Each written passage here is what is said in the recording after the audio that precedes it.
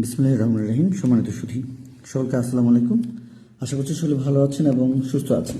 আমাদের আজকের যে আলোচনাটি সেটি হলো প্রথম প্রান্তিক মূল্যায়ন 2026, পরীক্ষার তারিখ 30/4/2026 এবং শ্রেণী চতুর্থ, বিষয় বাংলা, পূর্ণমান হলো 70 এবং 2 ঘন্টা 30 মিনিটের আমাদের ছোট সময়ে যারা চতুর্থ শ্রেণীতে পড়াশোনা করছে তাদের একটি সরাসরি পরীক্ষা প্রশ্ন নিয়ে উপস্থিত হয়েছে।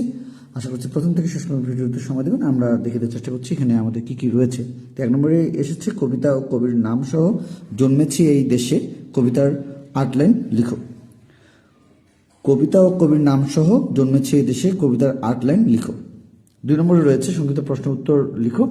60টির মধ্যে 5টি, এখানে 10 নম্বর এবং কবিতায় আমাদের রয়েছে 5 নম্বর। তো ক, খ, গ, ঘ এভাবে আমাদের রয়েছে এবং উ পর্যন্ত রয়েছে, তার সঙ্গে আমরা চ, ছ পর্যন্ত দেখতে পাবো। একটু দেখে নিন প্রশ্নগুলো আমাদের কি কি রয়েছে। ক, ক্লান্তি দূর করতে কৃষক কি করেন? খ, এদেশের শিশুরা কি হতে চায়? গ, দোয়েল পাখি কোথায় দেখা যায়? ঘ, পাখি কেন দিনে দিনে কমে যাচ্ছে? ফেব্রুয়ারির 21 তারিখ কি ঘটেছিল? চিলের বাসায় কে কে থাকতো এবং চিলের মা বাবা কেন সবসময় বাসায় থাকতো না? এ ধরনের ক থেকে ছ পর্যন্ত আমাদের 7টি প্রশ্নের মধ্যে 5টি প্রশ্নের দেওয়ার কথা এখানে বলা হয়েছে। আমরা দেখিয়ে দেওয়ার চেষ্টা করছিলাম আমাদের 1 এবং 2 নং চতুর্থ শ্রেণীর হয়ে যাওয়া পরীক্ষা 30 তারিখের এবং আমরা প্রথম প্রান্তিক মূল্যায়ন 2026-এর জন্য একটি সরাসরি প্রশ্ন দেখিয়ে দেওয়ার চেষ্টা করছি। এবং আমরা আজকে যে বিষয়টি দেখছি এটি আমরা মূলত আপনার ছাত্রছাত্রীদের জন্য সাজেশন বা নমুনা প্রশ্ন হিসেবে কিন্তু আপনারা নিতে পারেন। এখানে সরাসরি প্রশ্ন হওয়ার কোনো কারণে অনেকে অনেক জায়গা থেকে বিভিন্নভাবে জিজ্ঞাসা করেছেন যে এটাই কি প্রশ্ন, এটাই কি আমরা নেব, এটাই কি দেব, বা এই ধরনের কোনো বিষয় নিয়ে আমরা কাজ করছি না। কিন্তু অনেকে এখানে আমাদেরকে বিভিন্নভাবে হোয়াটসঅ্যাপে, মেসেঞ্জারে সরাসরি কল করে বলেছেন আমরা পুলিশকে জানিয়ে দেব। হ্যাঁ, তো আসলে বিষয়টি হলো এমন যে বিভিন্ন শিক্ষার্থীরা আসলে কিন্তু এই কাজটি করেছে। দুঃখজনক হলেও যে সত্যি যে আসলে শিক্ষার্থীরা কোন ধরনের বেয়াদব বা কোন ধরনের পরিবার থেকে হলে এমনটা আচরণ করেন যে পুলিশকে জানিয়ে দেব, আপনার এই প্রশ্ন দেওয়ার বিষয়টি জানিয়ে দেব, এই ধরনের বিষয়টি। তা আসলে আমরা কিন্তু কখনোই বলিনি যে এই প্রশ্নটি আপনার পরীক্ষায় আসবে, এই পরীক্ষাটি আমরা কাউকে দিয়েছি, এই প্রশ্নটাই সরাসরি হয়েছে। আমরা সরাসরি পরীক্ষার প্রশ্ন, সরাসরি নমুনা প্রশ্ন, সরাসরি হয়ে যাওয়া পরীক্ষার প্রশ্ন কিন্তু আমরা দেওয়ার চেষ্টা করি। আমরা কিন্তু কখনোই কোনো প্রতিষ্ঠান থেকে প্রশ্ন নিয়ে আগে থেকে নেওয়া এটা কখনোই সম্ভব নয়।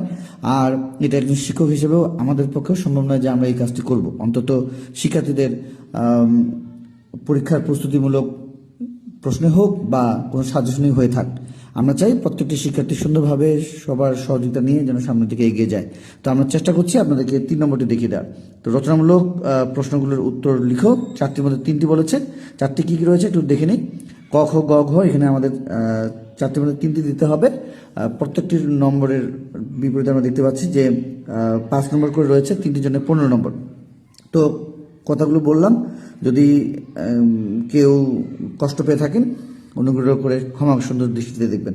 তো 3 নম্বরে রয়েছে ক, তোমার পছন্দের ঋতুর নাম কি? উক্ত ঋতু সম্পর্কে 4টি বাক্য লিখো। খ, শুভেচ্ছা কি? শুভেচ্ছা কার্ড তৈরি করতে কি কি জিনিসের প্রয়োজন হয়? গ, বাংলাদেশের প্রকৃতির কি কি ভালো লাগে তা 5টি বাক্যে লিখো। ঘ, চিলের বাচ্চারা কেন দরজা খুলতে চাইল না? বিড়াল নিজেকে গাংচিল বলল কেন? এ ধরনের বিষয়ের জন্য আমরা এখানে 1, 2, 3 এই 3টি বিষয় দেখে দেওয়ার চেষ্টা করছি। আমরা সর্বমোট 30 নম্বরে আপনারা যে বিষয়টি এত ধরে দেখলেন, 30 নম্বরের একটি প্রশ্নপত্র আমরা দেখিয়ে দেওয়ার চেষ্টা করছি। 40 নম্বর বা যাদের প্রয়োজন রয়েছে আপনারা অবশ্যই আমাদেরকে হোয়াটসঅ্যাপে নক দেবেন, আমরা সেখানে দেওয়ার চেষ্টা করবো ইনশাল্লাহ। তো আমরা প্রশ্নগুলো সাজিয়েছি বিভিন্নভাবে, এগুলো দেওয়ার চেষ্টা করছি ফ্রিভাবে। কিন্তু যেগুলো আমাদের তৈরি করা প্রশ্ন বা যেগুলোতে আমাদের আসলে পরিশ্রম বা আমরা শ্রম দিয়েছি সেখানে শুধু নামমাত্র ফি নিয়ে কিন্তু আমরা প্রশ্নগুলো দেওয়ার চেষ্টা করছি। তো দেখে দেওয়ার চেষ্টা করছিলাম আমাদের ছোট সময়রা যারা আমাদের চতুর্থ শ্রেণীতে পড়াশোনা করছে তাদের হয়ে যাওয়া একটি সরাসরি পরীক্ষা প্রশ্ন কিন্তু আমরা দেখে দেওয়ার চেষ্টা করছি। আশা করছি আপনারা দেখেছেন এবং এটাকে কখনোই কিন্তু আমরা সরাসরি প্রশ্ন না ভেবে আমরা সাজেশন হিসেবেই দেখার চেষ্টা করবো ইনশাল্লাহ। ভালো থাকবেন, সুস্থ থাকবেন।